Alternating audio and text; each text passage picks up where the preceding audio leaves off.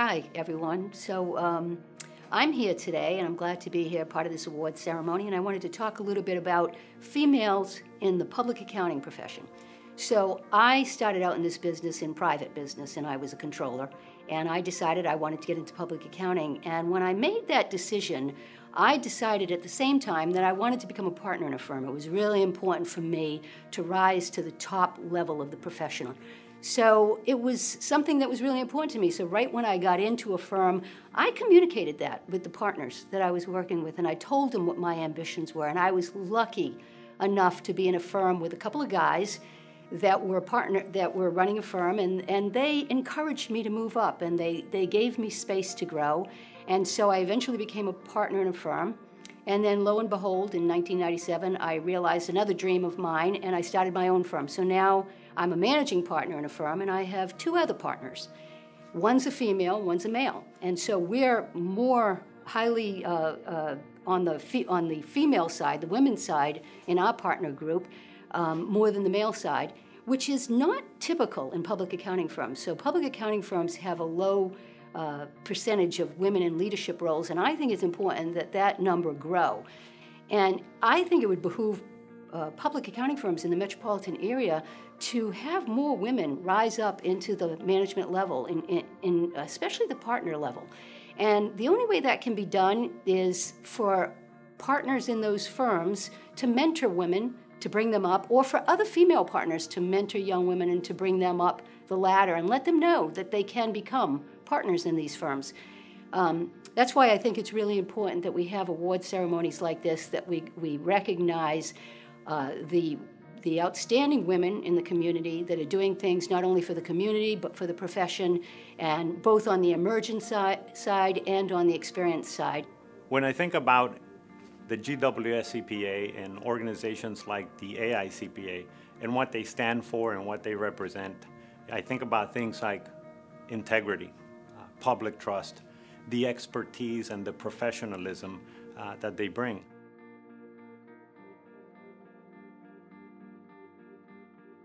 I chose accounting as my profession. Actually, it started as an undergraduate when choosing to major in accounting, and that was because of my mother, who was a CPA.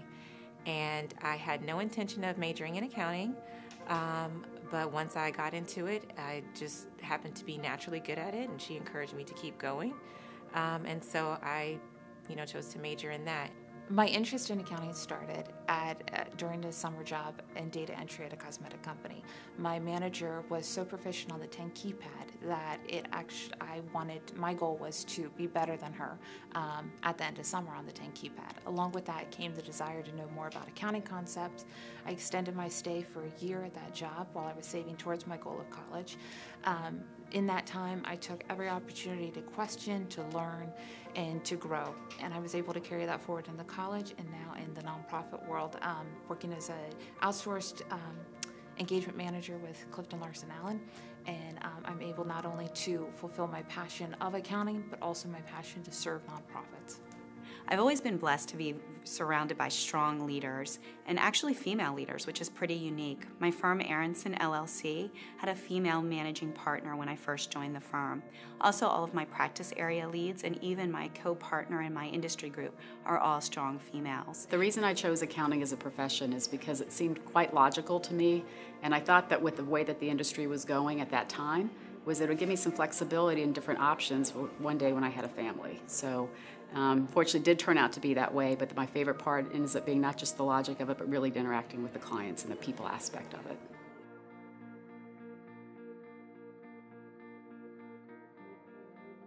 In my opinion, some of the unique values that women bring to the accounting profession include relationship-based skills like nurturing skills, relationship development, coaching, mentoring. Sometimes you hear it talked about as emotional IQ, the emotive types of qualities, which I think a lot of organizations need to make sure they're retaining and teaching and coaching kind of the best and the brightest in the organization. I think women oftentimes don't feel as much of a sense of competition with the other individuals in an organization, so they're willing to break down the walls that might exist between people and really demonstrate some very strong relationship skills. I also think women have very strong leadership skills, and as they rise to the top of the organization, they do a good job of showing how decisive they can be and how good they are at making decision-making as part of those leadership skills. I think women bring a sense of emotion into the profession, and sometimes that emotion can evolve into a passion. And one of the most important things is being able to harness that passion, and it will just be an extremely powerful tool in the workplace. Women in the accounting profession show a lot of skills, whether it be management skills, professional skills, external family skills that are largely related, I think, to being extremely organized, having the ability to compromise, being able to see things in a much broader range than sometimes perhaps our male counterparts who sometimes become single-minded focused. We as women like to think of ourselves as really broad-based thinkers, and that's a very valuable trait when you are dealing with different levels in the organization, from junior staff to senior staff, and working your way up within organizations to the highest level as CFOs, leaders, CEOs, and COOs. You have to bring all of those different qualities with you to be effective.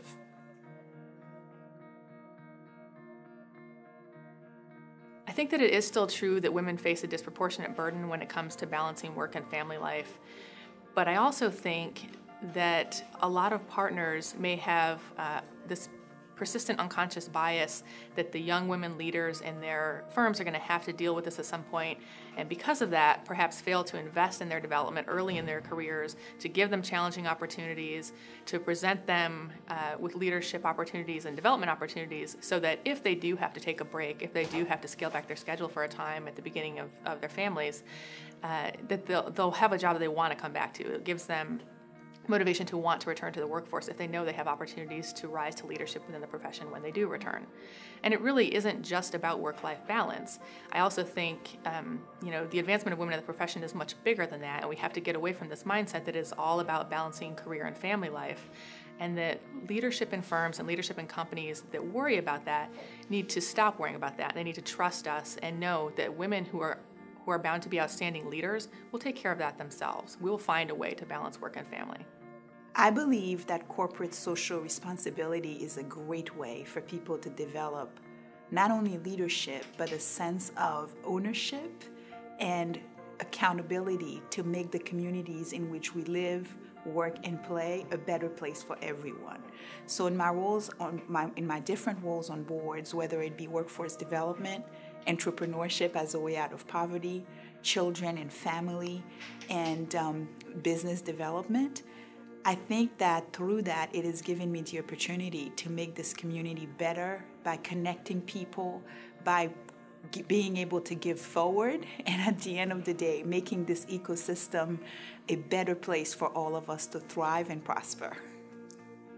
Well, serving on boards and being involved in the community has actually allowed me to understand better and have a true appreciation for nonprofits and how they serve the communities in which they work. I would say the accounting profession chose me. I fell into it ultimately and got to a place in my career where I realized that if I didn't become an accountant, I was going to be limited in the opportunities that I would have. I had come out of budget and finance and analysis and all of those really useful things, but all of the career path was on the accounting track. So I went back to school and took a lot of accounting courses I hadn't taken before and studied for my CPA and passed it, and then the management track just opened up from there.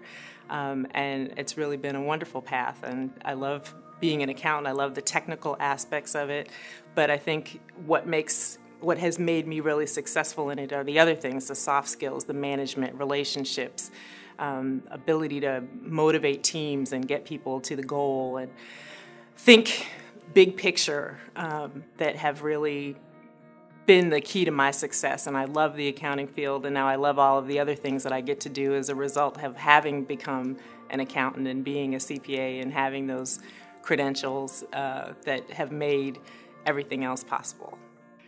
Well, much like math is the language of science, accounting is the language of business. And in my role as a consultant working in litigation matters, I'm often called upon to explain large amounts of financial information to a jury or a judge. And so accounting is the language that helps me communicate that type of information to people who are entrusted with making big decisions in our society, who are deciding cases regarding who's liable and for how much money. I view the role and importance of accounting to be an everyday aspect of everyone's life. Every moment of our time we spend in our daily lives, we need to know and understand our own finances, and the integrity that accounting brings into our general processing of our own finances, I think, is so relevant, and especially in today's time with the budget being so tight, individuals unfortunately under such horrible circumstances with the government shutdown and funding and losing their jobs, that I think that the more they understand accounting, the better they'll be able to plan for their future. Accountants are really needed sort of as the backbone or financial piece of the whole economic puzzle. So I think it's just critical that we have a lot of accountants and they become better communicators and better connectors, and women help the accounting profession in that area.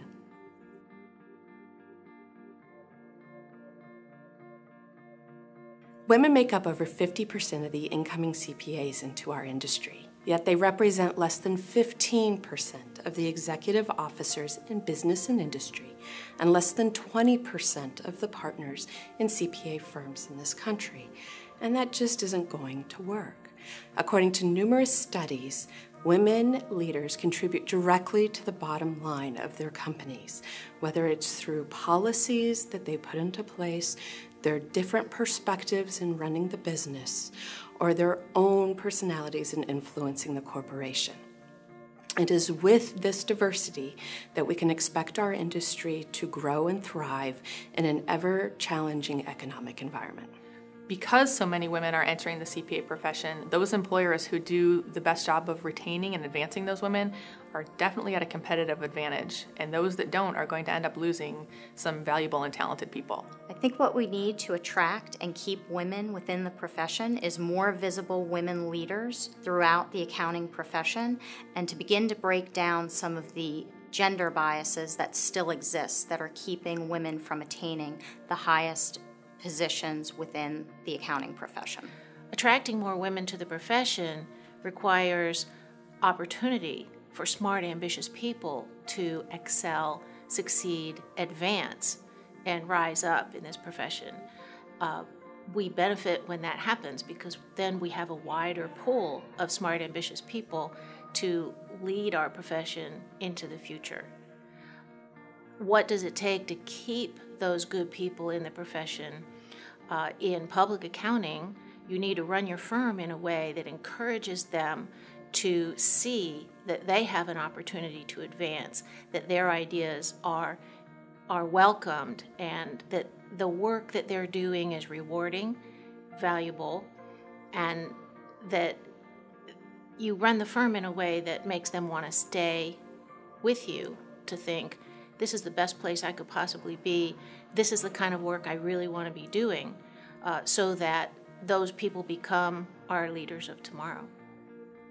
The Greater Washington Society of CPAs is so pleased to be able to honor so many of our impressive members through this program this year.